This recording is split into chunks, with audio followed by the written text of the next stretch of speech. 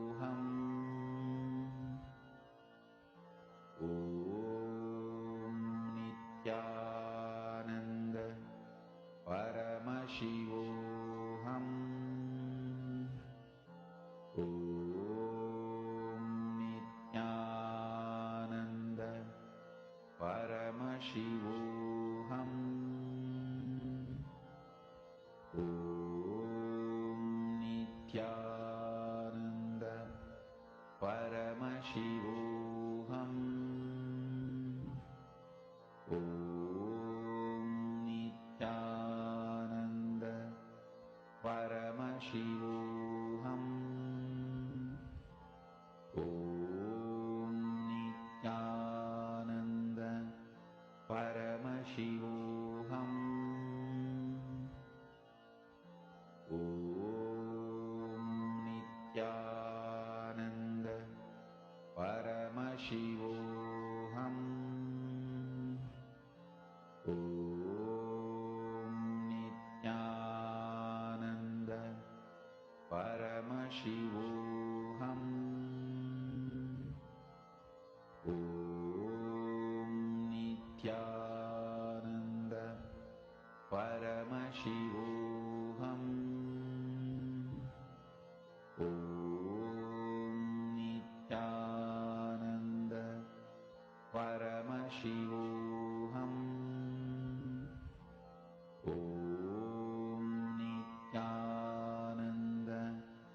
Paramashivoham. Om Nithyananda Paramashivoham. Om Nithyananda Paramashivoham. Om Nithyananda Paramashivoham. Om Nithyananda Paramashivoham. Om Nithyananda Paramashivoham. Om Nithyananda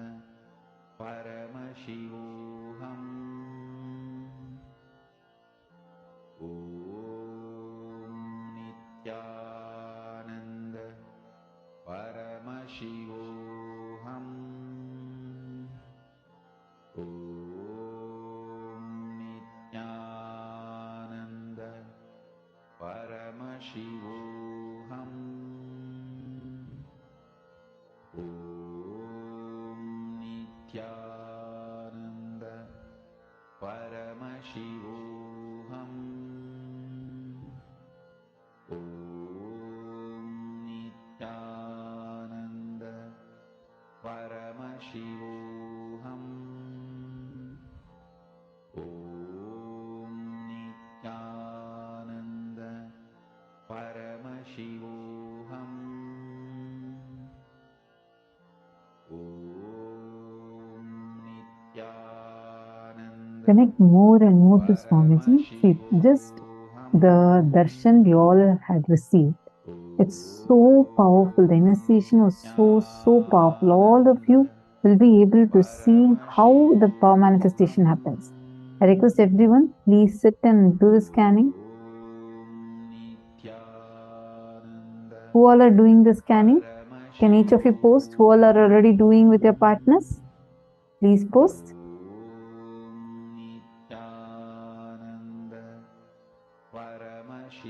Masonia Rao, if you're not able to find a partner within the program, you can find someone who's outside of the program. But please sit and do it now. I request every one of you to do. If you are already doing the power manifestation, please put yes on the chat. See, this is a very important time that we have, which is right after the darshan. So it's very powerful. Swamiji has just initiated all of us. I request all of you to please sit and do the power manifestation.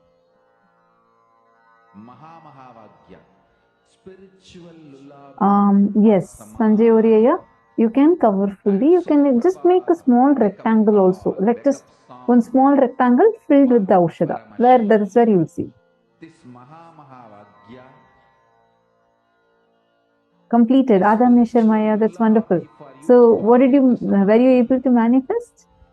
Suprabhatam, wake up song for Paramashivam. And keep doing more rounds. Wake up in you.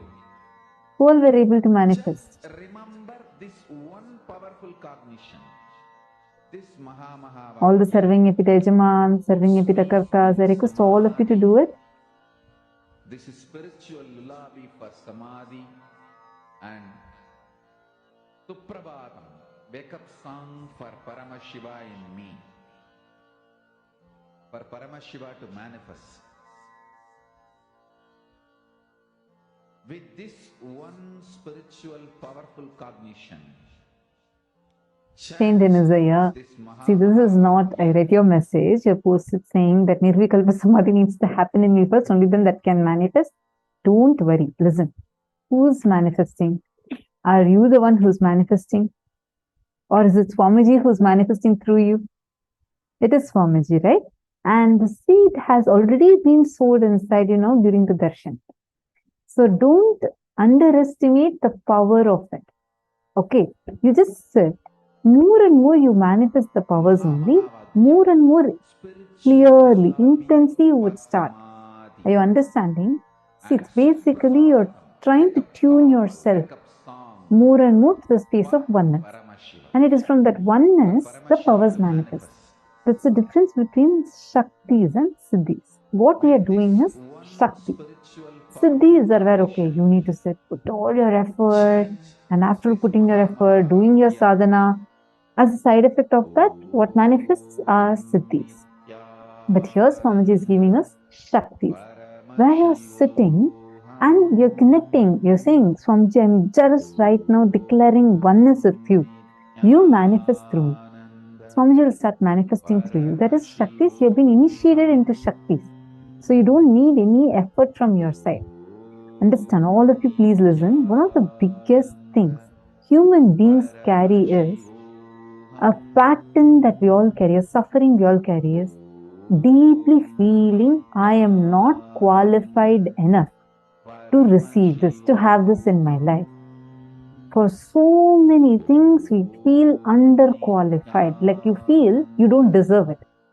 Especially with Shaktis and all that, you feel it's just too much. Oh God, I've done so many things in my life, so many bad things I've done. This I had done. I have these many karmas, these many incompletions. Maybe others can do, but not me. Understand, even if you are the worst person, you're not. But even if you think you are, don't worry, that does not matter, because here your qualification is not required. That one pattern stops us from manifesting Paramashiva through us. Swamiji does not choose the qualified. He qualifies the chosen. Sit now. Let Swamiji to flow through you and manifest. Come on, all of you please sit. Please pair up. Do not waste time now. This is a very precious time. All of you just pair up here within the room. And please do a round of power manifestation now. See, in a few minutes we are going to be entering into the next session. But please do not stop your power manifestation. I request you all to please continue the power manifestation even when we enter into the next session. Is this clear? I request everyone to do it. Sanjay Oriya, sit and do the power manifestation. First thing, drop your pain of not manifesting earlier. Understand? Will arrogance says, I want to sit now. If I manifest now, then I manifest. If not, this will not work for me. Will persistence says, I decide to sit till I manifest.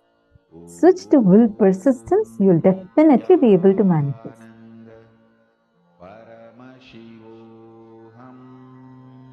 Okay, sit now.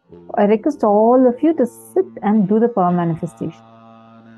See, there's a very nice story. Once Narada, Devarishi Narada, he is traveling to Vaikuntha Loka to meet Mahavishnu. And on the way, as he is passing by, he notices Sadhu sitting and meditating on Narayana, Parandama, Mahavishnu under a tree. So as he passes, this Sadhu immediately sees Narada is going. and he goes and prays to him. Narada, are you going to be meeting Mahavishnu? And he says, yes, I'm going to be meeting Mahavishnu. And so the sadhu says, can you do a small favor for me? Look, I have been meditating. Last 10 years I have been meditating, and I really want to have his darshan. Please can you ask Bhagavan when I can have the darshan of Mahavishnu, when I can have his darshan? Narada smiles and says, okay, I'll go ask and I'll come and tell you. He says so, and he starts continuing to walk. And then in some more distance, there's one more guy. There's another tree, and under that, this guy is also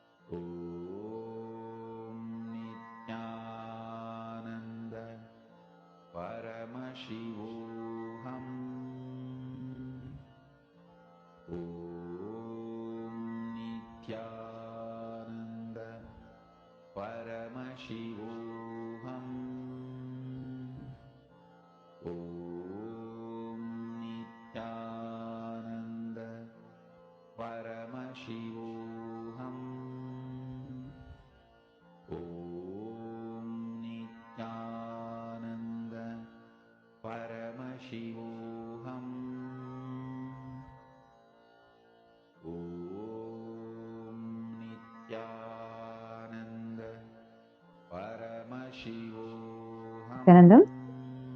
I'm so sorry. I hope now all of you are able to hear me clearly. I think I got cut off in between. Sorry. So I was saying that so this Narada is walking and he sees the second person. I think that's where I got cut off, right? So he sees another big tree and one more person who's right under the tree. And this guy is just singing and like dancing. And the moment he sees Narada, he runs and falls at Narada's feet. And then he says, oh Lord, are you going to meet Mahavishnu? Narada smiles and says, yes. And he says, okay, can you do a small favor for me? Look, last 10 years I have been here singing kirtans and praying to my Bhagavan, Mahavishnu. I just request if you could just please ask and let me know, when can I have Bhagavan's darshan? I'm just waiting for having Mahavishnu's darshan. Please, can you help me with that? Then he says, yes, smiles and says, yes, I'll definitely ask and let you know. So Narada goes, meets Mahavishnu and comes back. Again, he's on the way, and first he meets the sadhu who's sitting under the tree and meditating for 10 years. Then, moment the sadhu sees Narada, he runs to Narada and asks, did you meet with Mahavishnu? And Narada says, yes, and I have a message for you from Vaikuntha. Sadhu is so happy. Yes, what is the message? Narada says, I asked Bhagavan Mahavishnu. He told that you need to wait for 1 more year, and in 1 year you'll definitely have his darshan. This man, he says, what do you mean? Last 10 years I have been sitting and meditating. What do you mean by coming and telling me I have to wait for 1 more year? I am not going to wait. Today, if he is not giving me darshan, just leave it. I don't even want the darshan. I am just frustrated at this whole thing. I am dropping all this, and he just gets up and goes in. And Narada goes, he meets a second person. That fellow is still jumping and dancing and singing. The moment he sees Narada, he is also delighted. He runs and comes.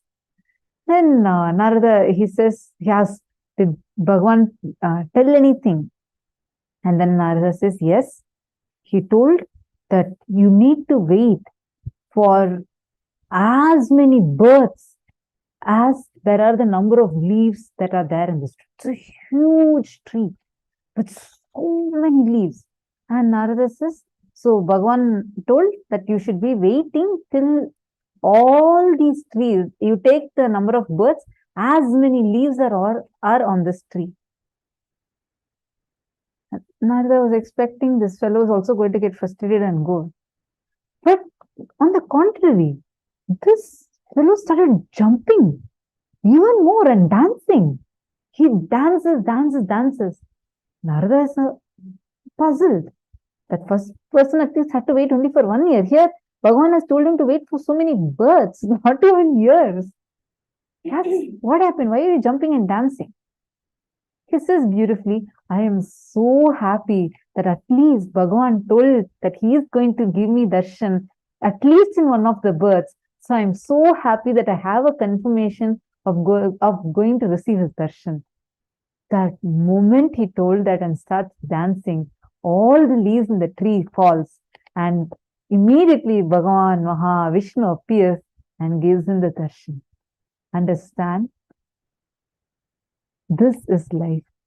The moment you feel that you will wait forever for the divine to manifest, and just drop your frustration, drop all the incompletions that you are holding on to, the will arrogance you are holding on to, you will see all the so-called obstacles that are there in front of you would just melt.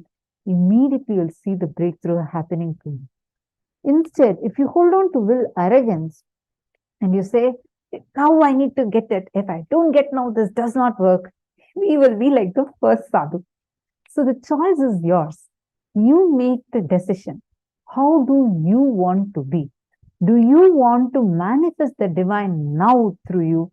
Then decide immediately that let me manifest him. Let me sit. As long as it takes, I am ready for it. I will not move till he manifests. You will see that decision will immediately make him manifest through you. How many of you want to switch to will persistence?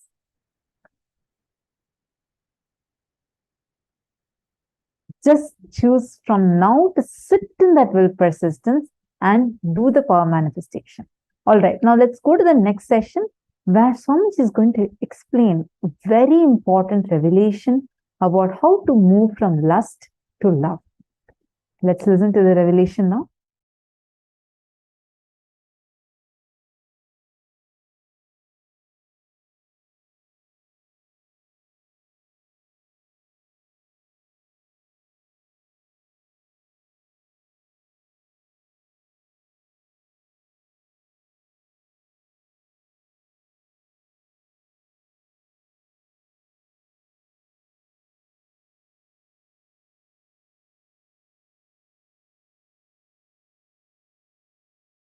Shallow breath is lust, deep breath is love. That's it.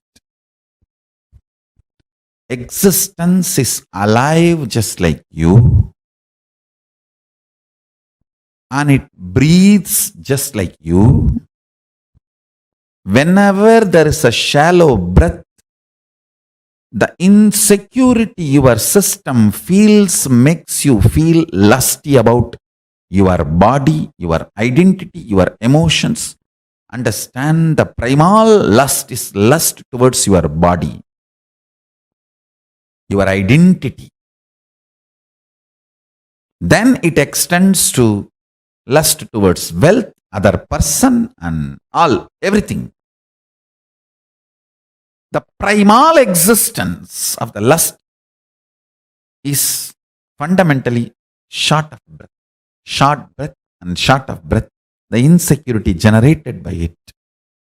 I am making a simple equation. Nothing else. Deep breathing, long breathing will create such space in you.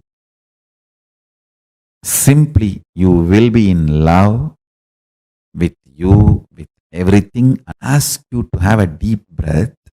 The moment I reveal this secret and understanding, you will start having deep breath. That is Jnanapada. The solution should be as simple as breathing. Listen carefully. Just today, one of my disciples was asking me, Swamiji, one very important question. You are a macrocosm. And you have come down into this body as microcosm. How do you feel? I said, precisely, I feel I am a macrocosm because I have not come down. I have reflected myself into this body and woken up. Started operating this system. Not shrunk into this system. This system is not exclusive of me. It is inclusive of me before the system was created, during the system was functioning, after the system stops functioning. Throughout, this was inclusive of me. That's all. That's all is the difference between lust to love. If you feel the system alone is you, you exclude everything else. The exclusivity, you feel only the system is you, the body is you, or your identity is you. That's lust. Short of breath, short breath, insecurity generated by it, all that comes. Yogi is a person who breathes with cosmos. That's all. Yogi is a person who breathes with cosmos. That's all. I'll repeat. Yogi is a person who breathes with cosmos. Just breathe with cosmos.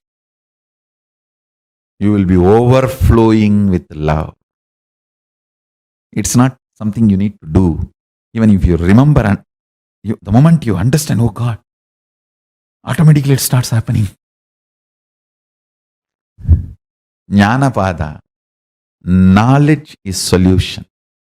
Fundamentally, with your shrunk, suffocated identity, short of breath and short breath, the kind of the insecurity it generates, the reaction of possessing is manifested by you. Understand? The insecurity invokes the powerless response of possessing. The possessiveness is powerless cognition. Information or the moment you experience insecurity, it's a breath which gets first attacked. Understand? Deep breathing. Decide to breathe with the ocean, hills, life, river, tree, everything around you. Decide to breathe with Chandra and Surya.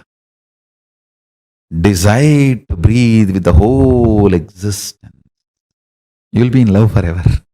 I don't want to get into the nitty-gritties of do's and don'ts related to lust and love. Oh, if you marry this many times, lust can be transformed into love. If you don't marry at all, your lust can be transformed into love. I am not getting into any of that. I am not getting into the lifestyle related details of lust to love. I am straight getting into the Jnanapada of lust to love. Understand? Jnanapada means just by knowledge you are liberated. No rules are given, no practices are given, no techniques are given, no methodology is given. Straight by listening to the truths you are liberated. That's it. At the most, very rarely you may be asked to contemplate. That's all. During the Shravana, you are little disturbed, then manana is requested. Means the contemplation, that's all, nothing more. The whole satsang is 2 lines. Short breath is lust.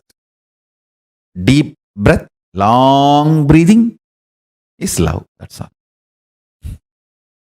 When you breathe with cosmos, you are love and you radiate love. Whatever toxification you have accumulated, whatever patterns you have gathered, whatever difficulties, incompletions you may have, understand, your patterns are not the real problem. You opt. Understand this truth.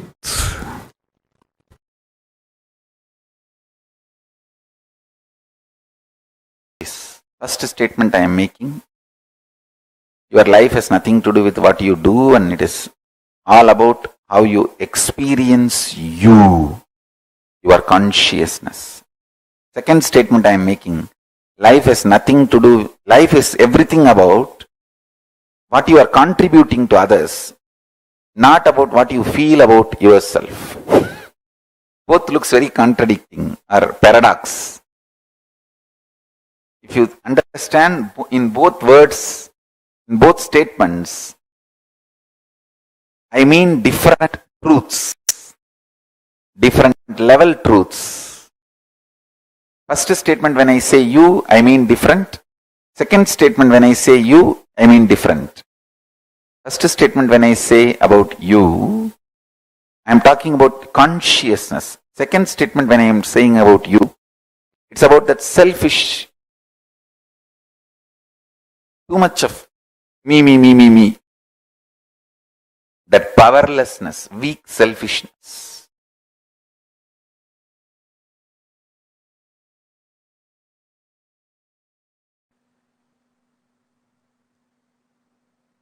In the level of consciousness,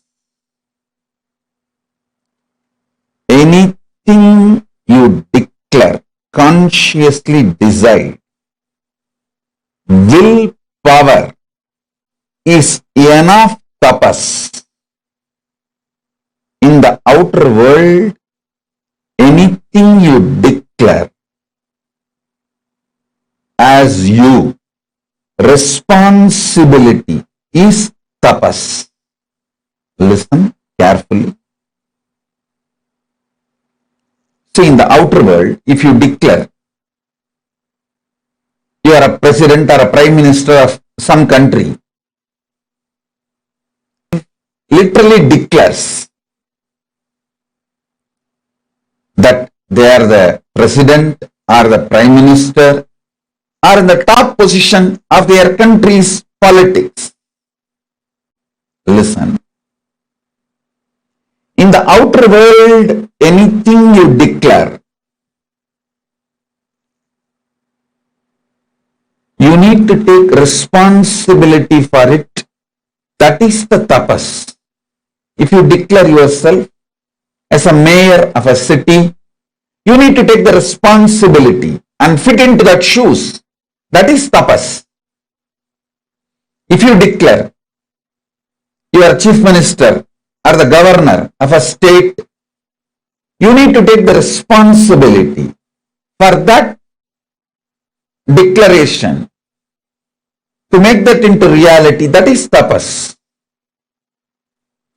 In the inner world, if you declare yourself as Shakti, as Paramashiva, or as Ganapathi, or as Subramanya, you may declare whoever you want as you in the inner world.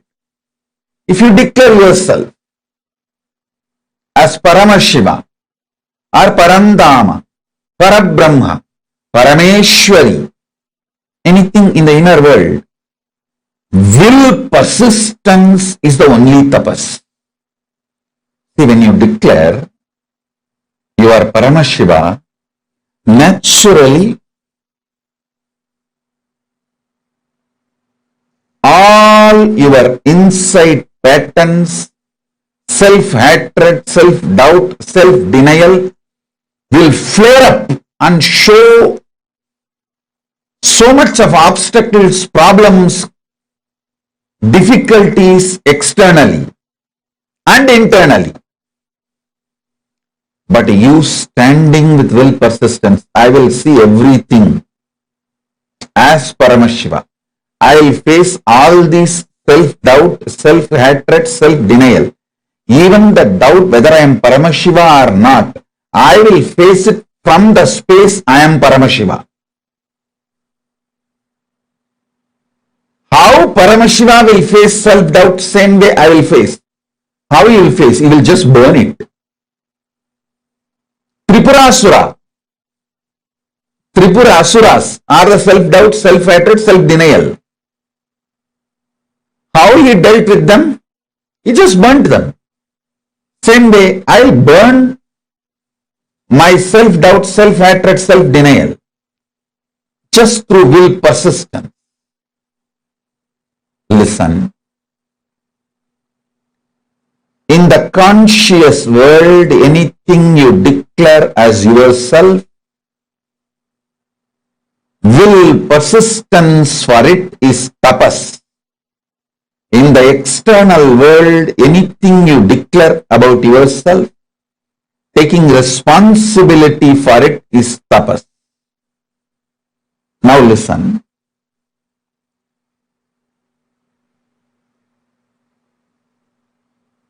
Ardhanarishwara is the pure conscious manifestation of Paramashiva. If you declare you are Ardhanarishwara, just have will persistence as tapas, you will manifest Ardhanarishwara. I tell you. And the glimpse of what is Ardhanarishwara. Listen.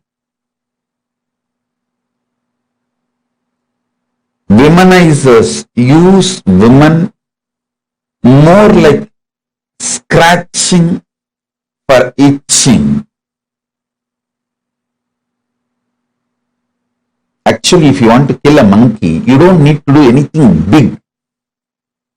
Just if you make a small wound in the hand, very small, just one small needle, that wound is enough because the monkey cannot keep quiet. It will go on the scratching. After 2 days, even if the wound heals by itself, monkey will scratch again and make it as a big, until it becomes septic and finally dies. The monkey will not allow it to get healed. A small wound is enough for the monkey to kill itself because of that itching and scratching. Itching and scratching. You will not find any love, any romance, any consciousness involved in it.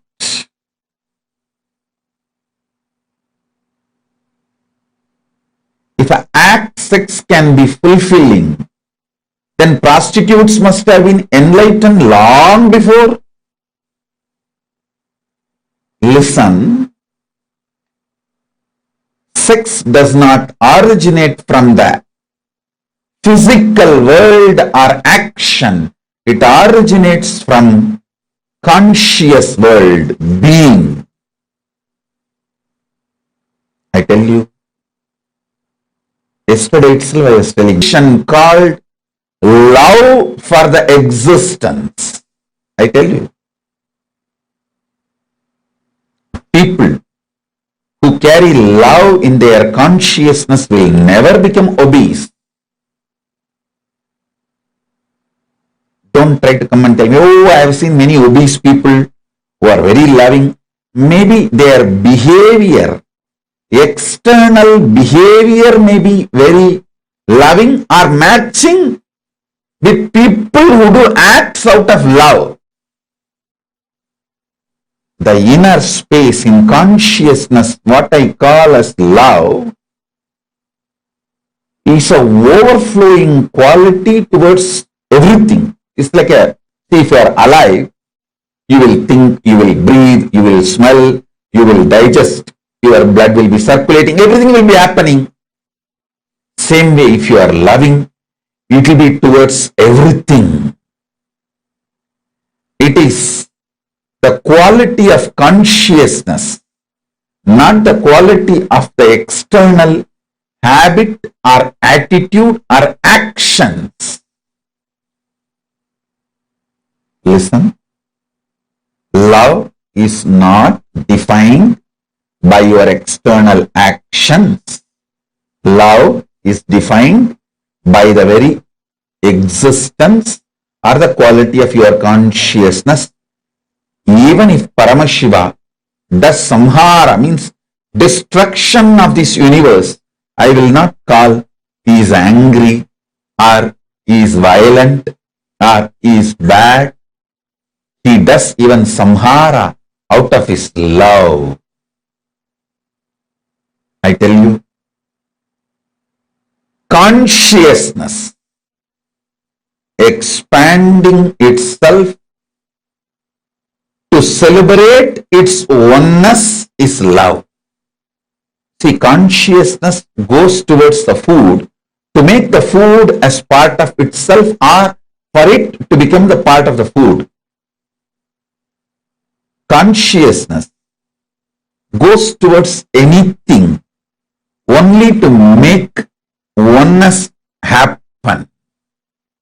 I tell you,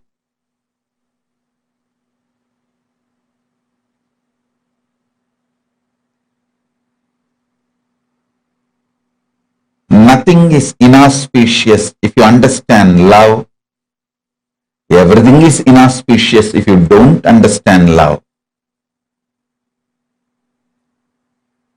Sex is the amazing expression of that love to make another one body into oneness with you and you with that body. Listen. When your consciousness moves towards food out of love, it wants to make that food as part of itself, means oneness. Give the oneness experience to that food.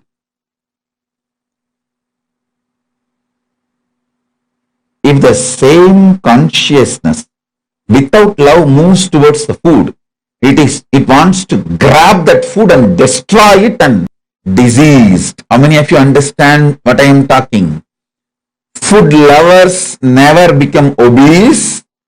Food lovers never get disease. Food lovers never get any illness related to food patterns, food habits and food eating style due to food pornography. I coin a new word, pornography. What is food pornography? Too much of advertisement about the food using colors and arrangements. People who are triggered by the food pornography and rape food get diseases related to eating patterns and food.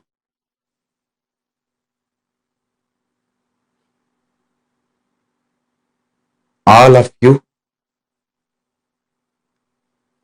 again and again listen to this powerful cognition and carry in you. Listen.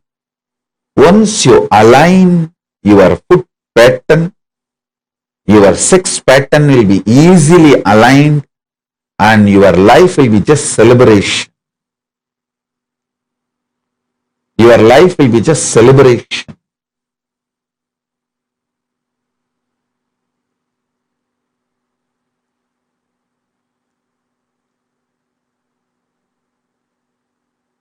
So listen carefully. Listen intensely.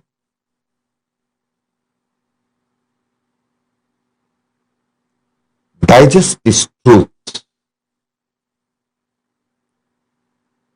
loving food is not wrong, you manipulating food and raping the food is wrong. Understand?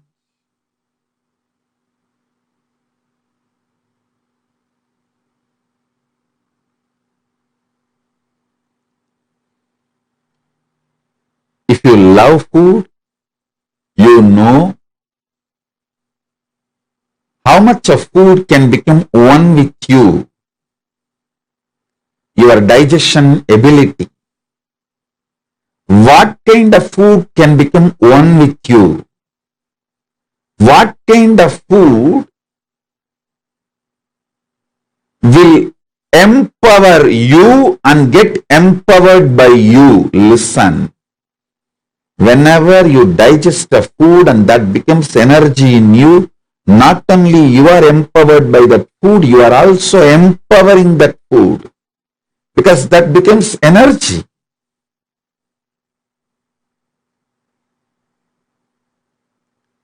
Whenever there is a problem due to food inside you,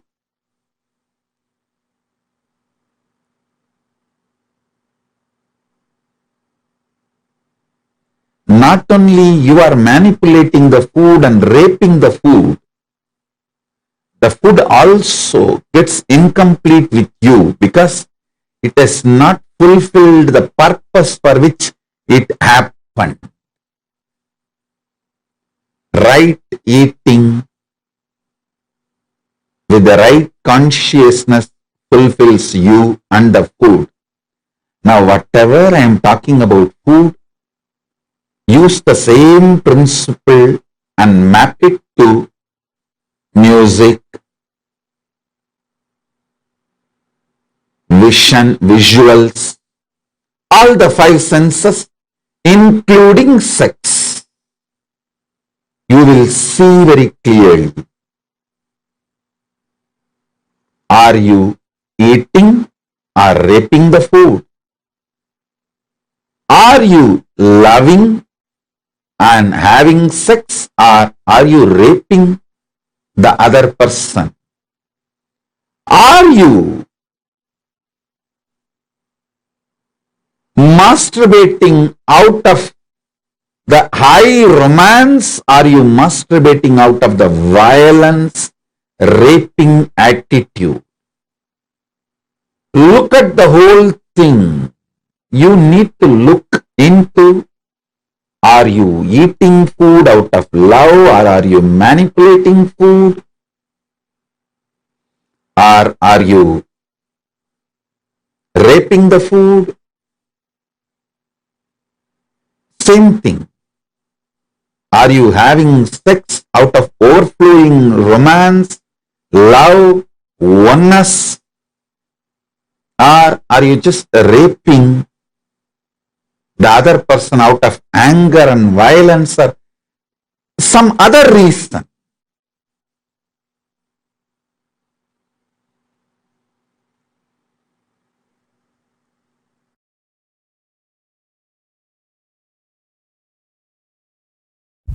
Understand? Sexual act, a man first feels physiologically pressured by the hormones. So physiology sends the signals to body, physical structure. So it starts responding, but psychology is not having enough life positive affirmation to be active. It does not have enough love. It only feels the pressure of physiology and physical components. So it is waiting to take revenge on the physiology and physical component the moment act is over. The moment act is over, psychology just takes over.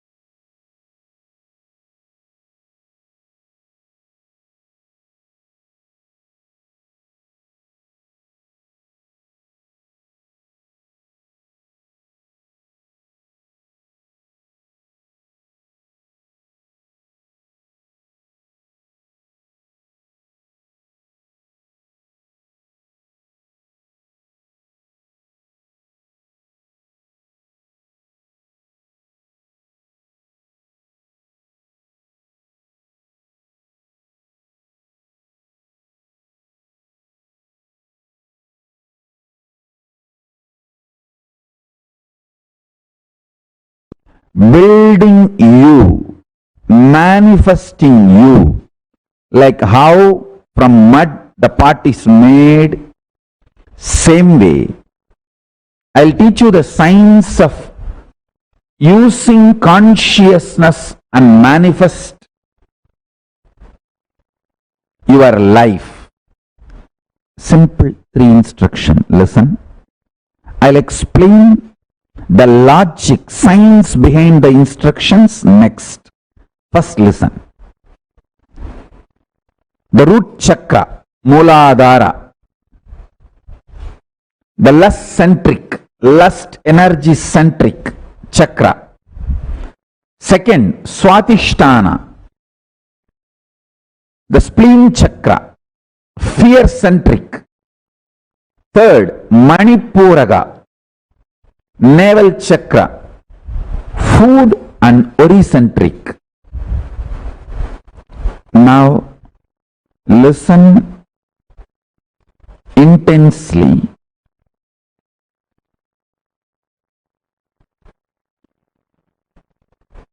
In the lust center, there is no difference between your visualization and actual action. The actual actions impact and your visualizations impact on your life. If you see, the actual actions of your lust may have only the legal implications externally. Other than that, other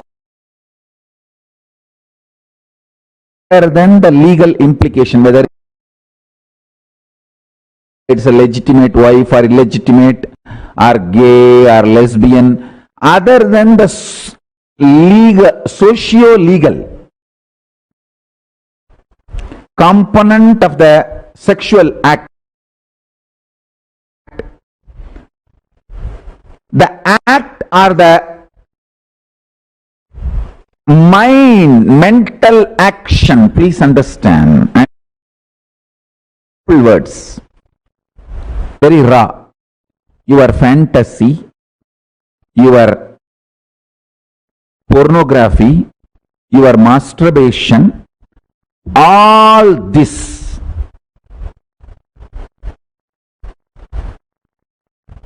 and actual sexual act,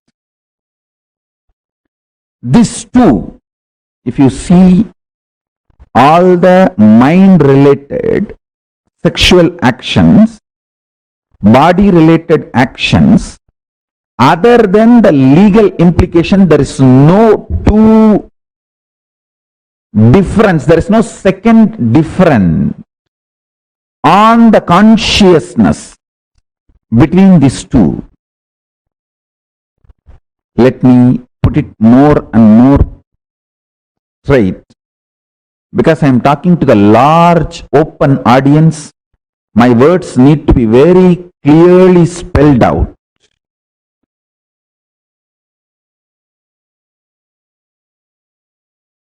That is why step by step I am spelling it out and using long sentences. Listen.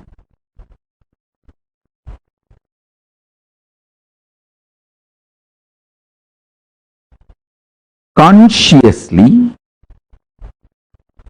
your visualizations about sex, pornography, masturbation, if this is same, then why not go for physical act? All those logic I am not going to analyze. I am going to reveal some of the most important truths for your enlightenment. Let me stop from the angle of attending to this whole issue only from the angle of enlightenment. Listen. Listen sincerely. Let me give you some of the conclusions.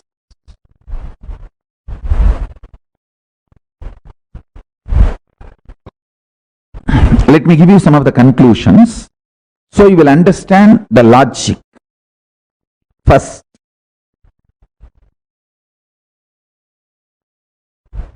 mentally digesting all the fantasies of sex, body pleasures, completes your being, liberates you from undersexed or oversexed bondage ideas. Man or woman, person, who always equates sexual pleasure to the sexual act, feels either undersexed or oversexed, feels all the time others are oversexed and they are undersexed. Too much of complicated relationship with sex leads to complicated relationship with the body, leads to complicated, very frustrated relationship with the thinking itself. Please understand, this is too important thing you need to know.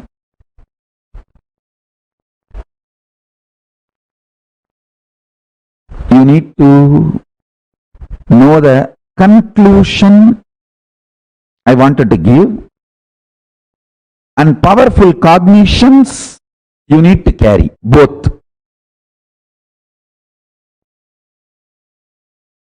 The conclusion I wanted to give, listen carefully.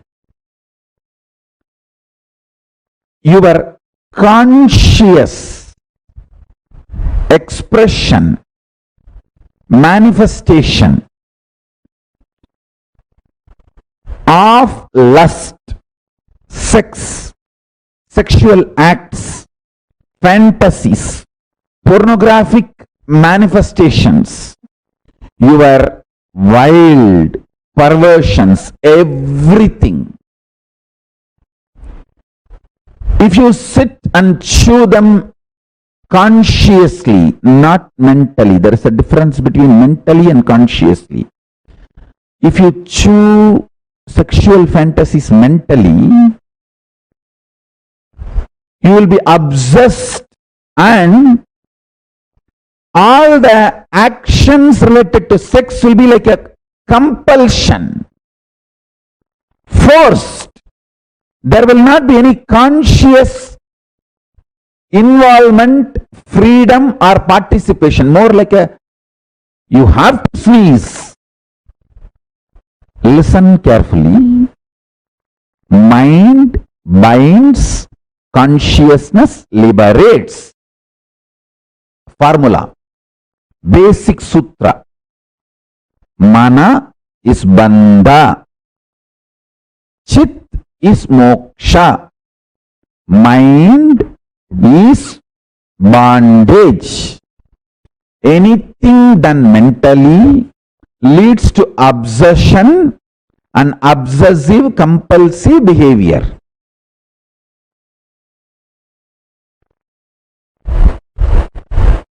Consciously, when you engage with your fantasies, desires, sex related right, wrong, good, bad, socially accepted, legitimate or perversion, anything. If you can consciously use your visualization and get involved, you will be liberated without need for the physical act from the feeling of undersexed or oversexed, denied or exploited, all the incompletions, frustrations related to sex. All human beings feel whether they are having legitimate marriage relationship or outside marriage relationships, whatever may be, irrespective of age, gender, orientations, choices, everybody feels either undersexed or oversexed, either deprived or exploited. It's like a cycle. The fundamental root cause is sex remains as obsession, compulsion. The act does not have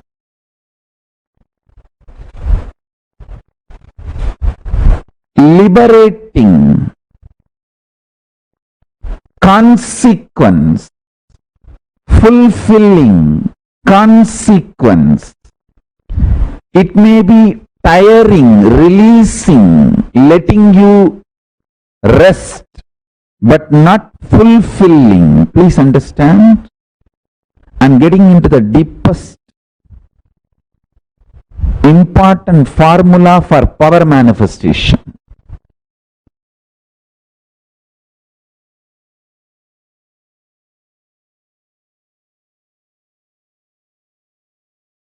All the 5 perceptions you carry about sex, all the 7 perceptions you carry about death. I will explain all these 5, 7, everything. Why I am saying 5, because the Mooladhara has a 4 petal and center core. That's why 5. Mooladhara is the chakra, the sex chakra. Swadhisthana carries 7. It's actually the 7 perceptions of death, 5 perceptions of sex, 7 perceptions of death. All these 11 perceptions of love, all this is absolute delusion. Please understand. It is not, I am not even saying it is false or lie. If I say it is false, you will try to argue with me. Oh, you don't know, Swamiji. I am really undersexed. It is a truth. It's not false. It is based on the facts. Hey, listen. Anything I say, true or false, you will start arguing. It is not lie, it is this, it is that, all that I am telling you. This very fundamental foundation perception is delusion, I tell you.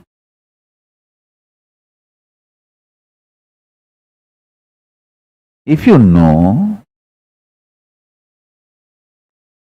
the joy of remaining in ecstasy internally through unclutching,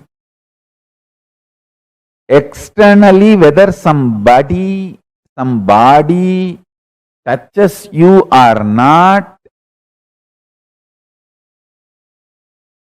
this whole perception about the sexual activity and the sex gender identity, the whole thing is delusion, I tell you. Even if you struggle unclutching, try for half an hour. Your internal hormones, chemicals, as I was describing the other day, chemistry of your biology is mind.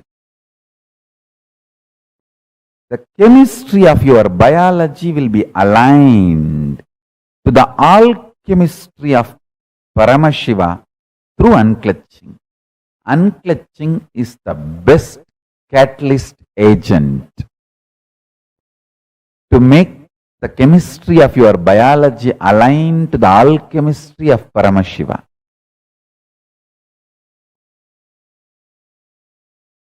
Shantam Chandrakala Chudam Sarpasannata Satchatam Kadisutrodara Bandhanaihi.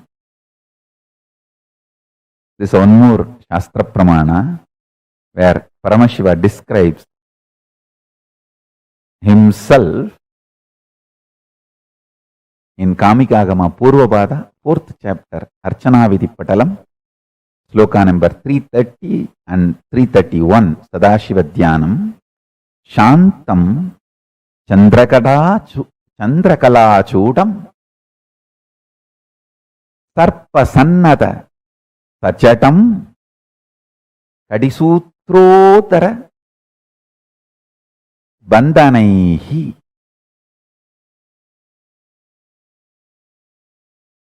I'll read out the translation. Sachatam means Paramashiva as Jatas. Udarabandham. Udarabandhanam means the ornament tied on the abdomen stomach, means the abdomen of Paramashiva is tied, not having belly. Paramashiva is having a controlled, strong stomach.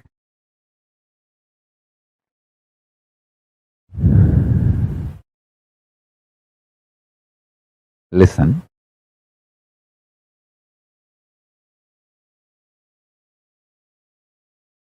Whatever I am trying to convey today through this satsang,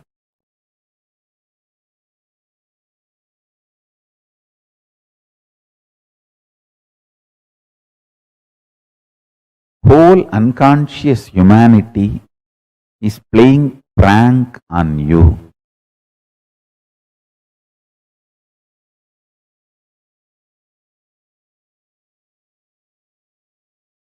Don't get pranked. Wake up to the reality by just half an hour unclutching.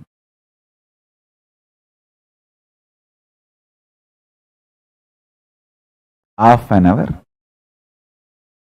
Attempting to unclutch is also okay. I am not even saying you should master unclutching. Attempting to unclutching is also okay.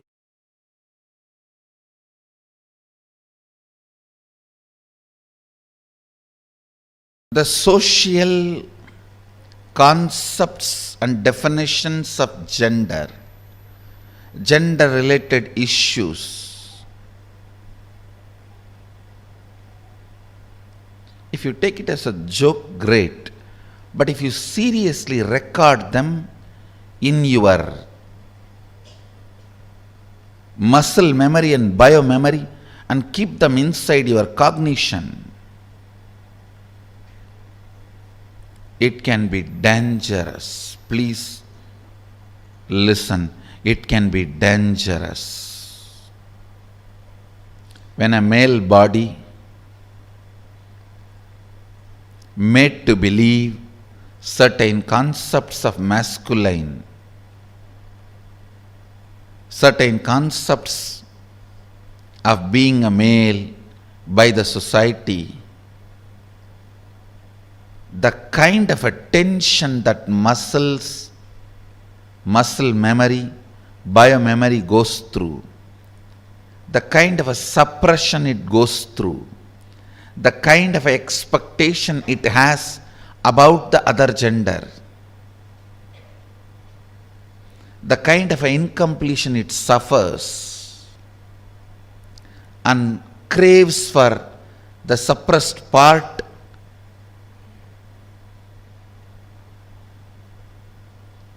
is hell. Such punishment for whole life. And the worst thing is,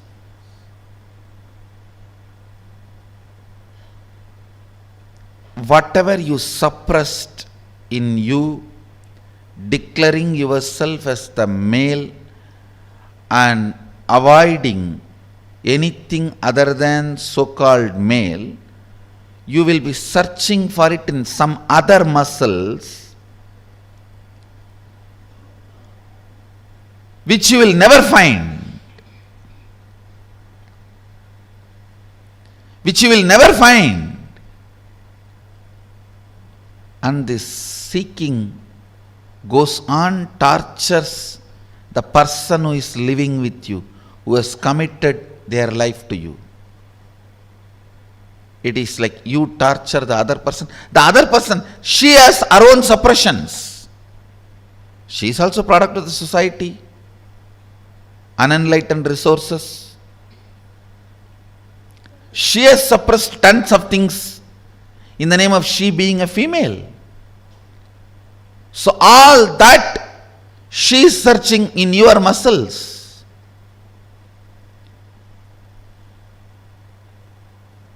It's like in Indian villages, this early morning hen will come out with chicken and start searching all the dustbins for food. Searching.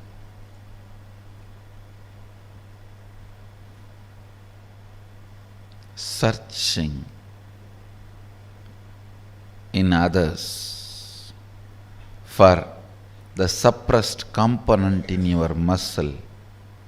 Searching in others for the suppressed component in your muscle.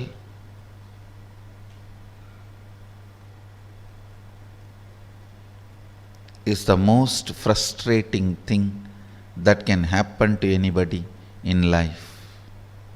Even if you are a potato couch, because you did trial and error on yourself,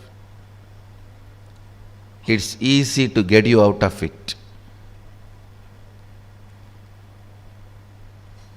But the patterns you pick up from others, strong completion process for you to get out.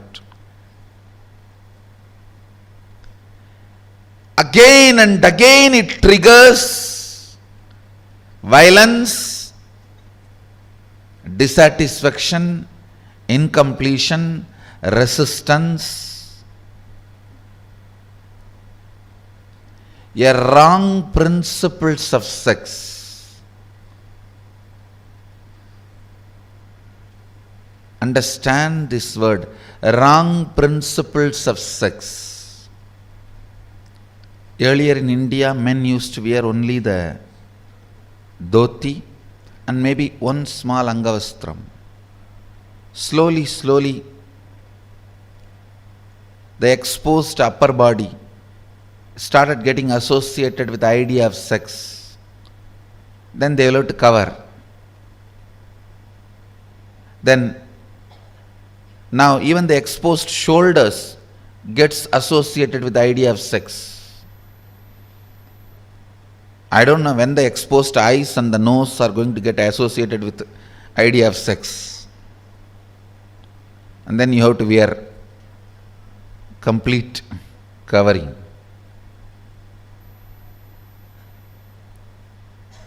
Understand various parts of body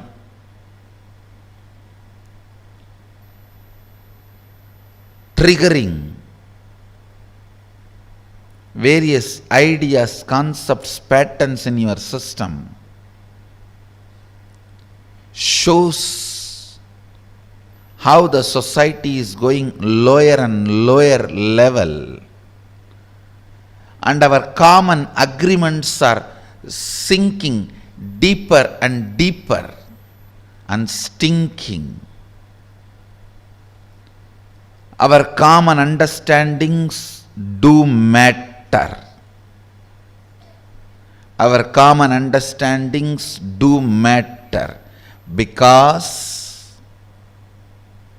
knowingly or unknowingly, even if you understand the higher principles, in your day-to-day life you are forced to live the common understandings.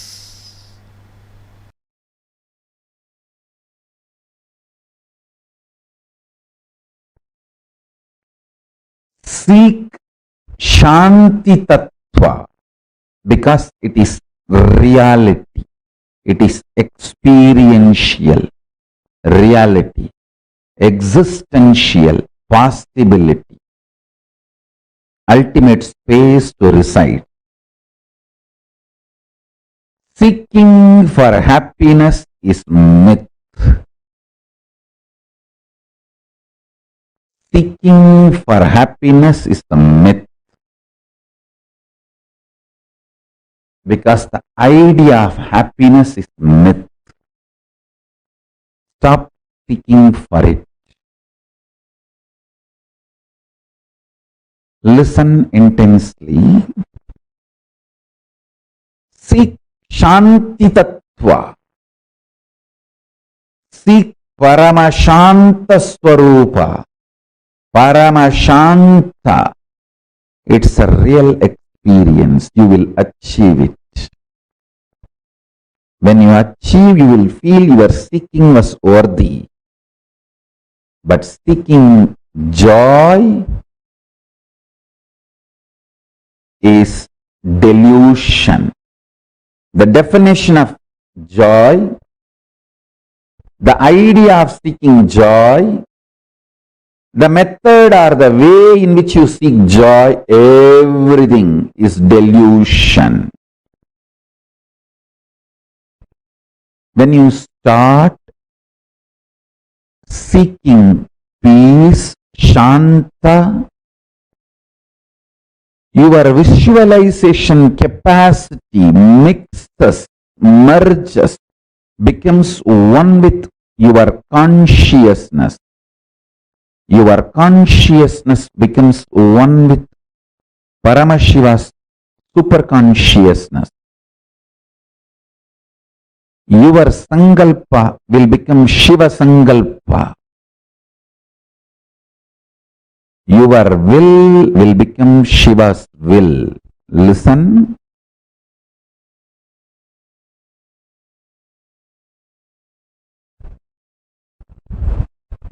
Seeking joy is absolute stupidity, foolishness, delusion. Seeking peace, Shanta. I don't want to use the word peace because there is no other word. I'm using peace. Peace is too small word. Peace is impotent word to translate Shanta. Shanta is one of the non-translatable Sanskrit principle. Listen. The principle of Shanta, Shanta Tattva, is non-translatable. So understand the definition I am giving.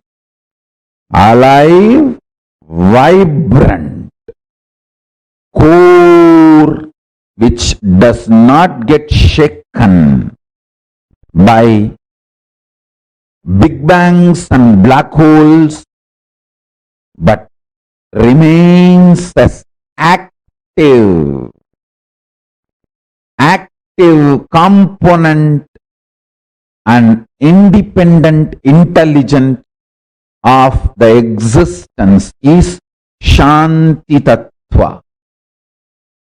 Peace is too small word because no other English word exists. I am using the word peace for Shanti. Otherwise, I am not okay with you chanting Om peace, Om peace, Om peace after every Upanishad verse instead of Om Shanti, Shanti, Shanti.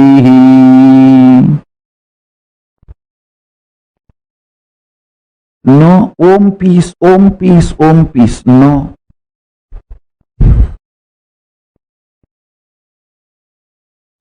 You should know it is non-translatable.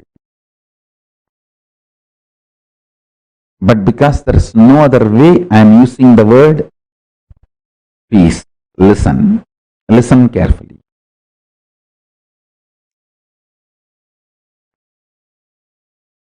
start seeking peace, your mental capacity, visualization capacity, your capacity to get excited, your capacity to get emotional, your capacity to become active, your capacity to become energetic, your capacity to be alive, all this will merge into your consciousness and Paramashiva's space. Paramashiva himself will start manifesting in you. Seeking joy will make you more and more grasp. It will bring you down from consciousness to emotional, emotional to mental, mental to physical grasp. Start seeking peace, you will move from grasp, physical to mental, from mental to emotional, from emotional to visualization space, and from there you will move to consciousness and to superconsciousness itself. If you start seeking peace, you will get intensely involved in your sex-related fantasies, visualizations, perversions, and you will master it. You will get involved with your fears, fear patterns, the ideas, thought currents which gives you nervous breakdown, mental breakdown. You will master it.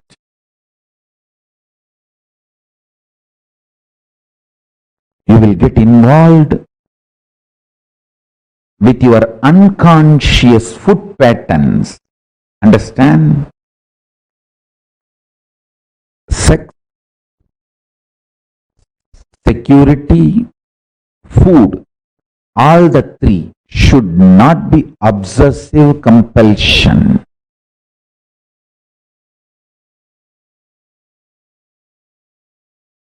When these three are obsessive compulsion, you are a slave.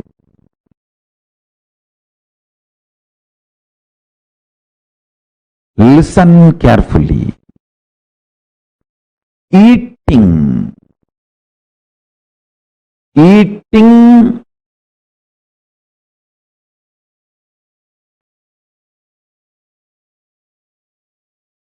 for the sake of joy will create more and more bondage. Eating for the sake of joy will create more and more bondage. Listen. If you start eating to find Shanta inside you, you will find the right food. I tell you.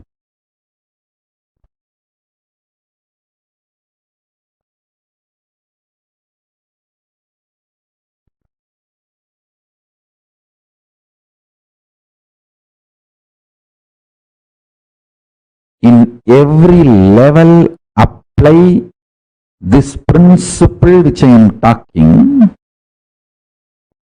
Personal,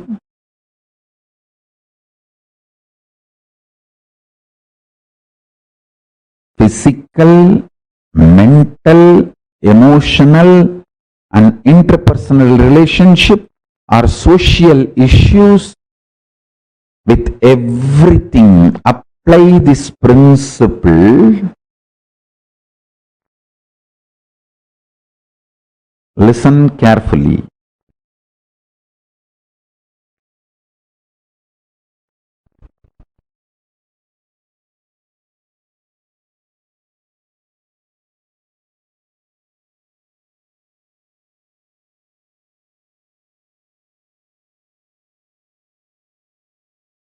Whenever I give an example to explain a principle, just don't hold on to the example. Example, I map it into one small problem, but use that principle in everything you face in the life. In everything you face in the life. In everything in your life, seek Shanta. You will achieve it. Not joy.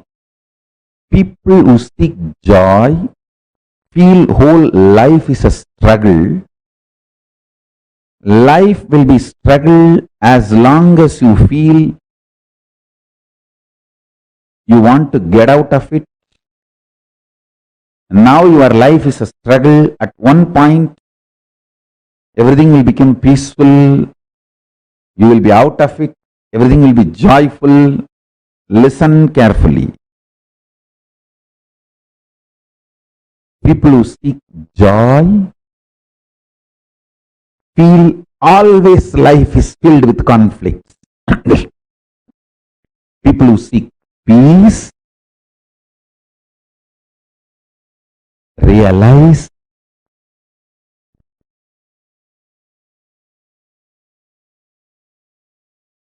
there is no such thing as conflict. There is only one thing, responsibility. Life is all about raising the standards of your responsibility. Raising the standards of your responsibility. What do you call as conflict? Raising the standards of your conflict. Raising the standards of your struggles. Raising the standards of your wars. Don't fight with cheap people. Don't keep your wars cheap. Don't keep your conflicts cheap.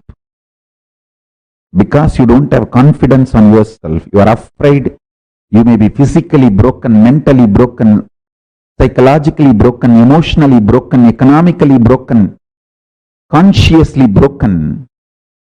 You keep your struggles, wars, conflicts too cheap and low. What I mean by visually getting involved, consciously getting involved with your sexual fantasies, perversions, without the physical act. Consciously getting involved with your insecurity, fear patterns, without physically trying to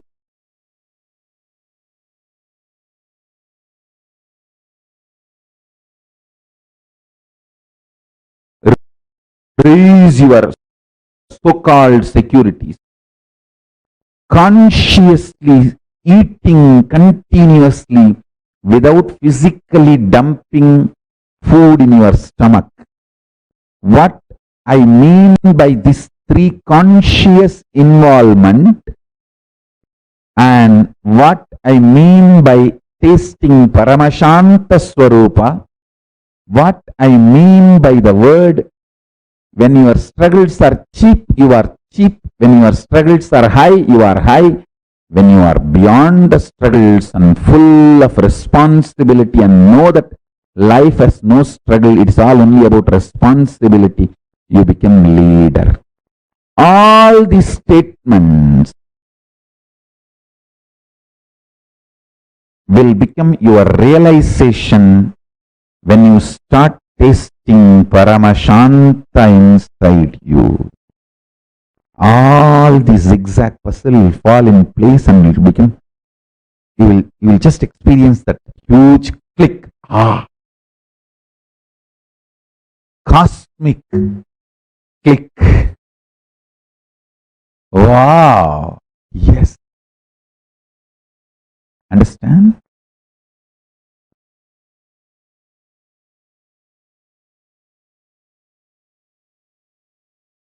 I am not here to teach you. I am here to initiate you. My initiation will teach you. Every day I come to satsang not to teach you, but to initiate you, to give you the Shakti Pada. Actually, to give you my smile, to love you. My love, my initiation will teach you. Your bhakti is your internet connection. My love for you is my internet connection. My uplink connection is my love for you. Your download connection is your bhakti for me. The connection actually happening is Shaktipada, initiation. I am here just to love you. My love will teach you. I am here just to initiate you. My initiation will teach you. I am not here to teach you. I am here to love you. Every morning I am here just to say, I love you guys. How are you?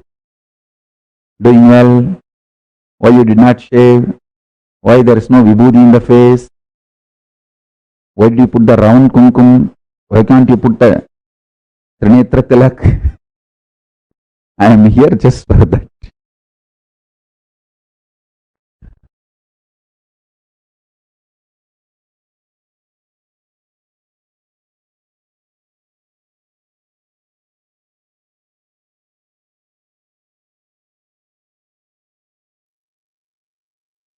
Nithyananda.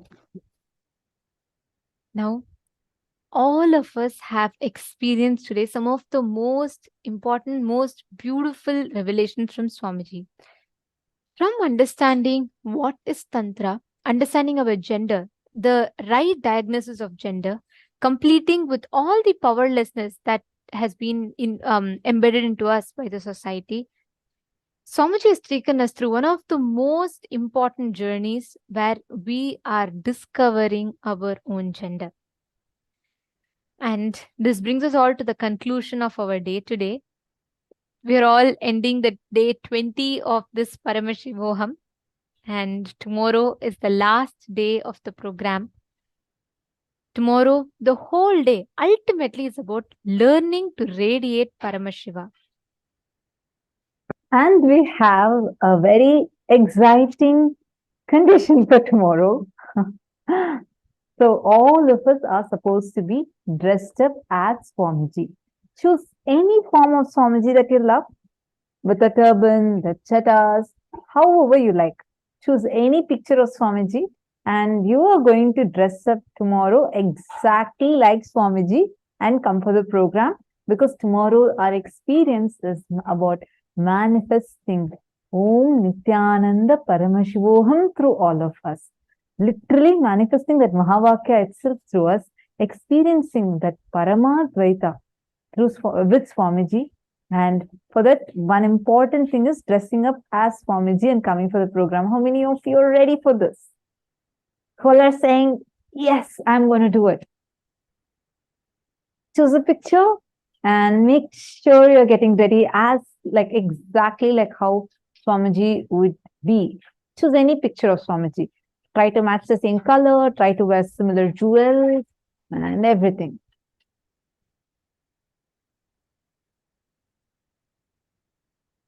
Shri Nitya Krishna Priya has asked a question. What does it mean to let go of the energy of contemplation, not of physical contact, just so understand? Sorry, Aya, I'm not really getting your question. Energy of contemplation, I'm not really understanding that. Could you reword it and send it again? And actually, we are too beyond the program time.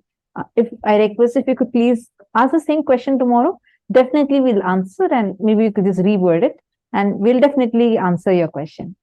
Okay, I'm so sorry. It's time to end and to disrupt the other people also. So, and tomorrow, make sure all of you getting dressed as Swamiji. Okay, and let's meet tomorrow. And today's gifts are going to be sent via email to all of you. Please make sure you are getting today's gifts. And if any of you are not getting your gifts, please put your email IDs in the chat. We would make sure it's being sent to you. Today, we have a lot of ebooks that Swamiji himself has chosen as gifts for all of you. So get ready to receive it. Now with this, thank you so much for joining. Let's meet again tomorrow, the last day of the program. Let's now offer our gratitude to Swamiji for giving all of us such an amazing experience today. And let's conclude the day with the Purna Mantra. Om Purnamada Purnamidam Purnat Purnamudachyate Purnasya Purnamadaya Purnamevavaseshyate. Om Shanti Shanti Shanti Hari Om Tat Sat Sarvam Bhagavat Shri Nithyananda Paramashiva Paduka Arpanamastu. Om Nithyanandam. Thank you all, Nithyanandam. Nithyanandam.